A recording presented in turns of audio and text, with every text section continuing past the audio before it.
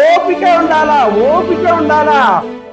ఇంటిలో ఓపిక, ఆఫీసులో ఓపిక, విశ్వాస జీవితంలో ఓపిక, దైవ సన్నిధిలో కూర్చోవడంలో ఓపిక, దేవుని కొరకు నిలబడడంలో ఓపిక, ఓపిక అని రాశాడు.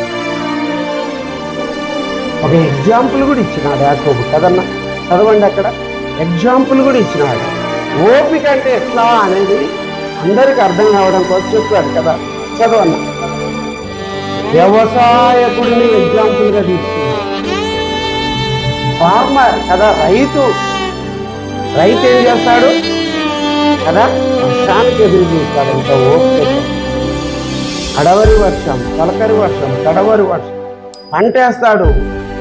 పంట వేసిన తర్వాత ఆ పంట ఎట్లాంటిదంటే అది అక్కడ ఒక మాట రాశాడు కదన్నా, అది నాకు చాలా ఇష్టమైంది. చూడండి, సమకూడు వరకు అమాయ మన పంట ఎట్లాంటిది, విలువైనది. రైతుకు ఆ పంట విలువైన భూఫలం.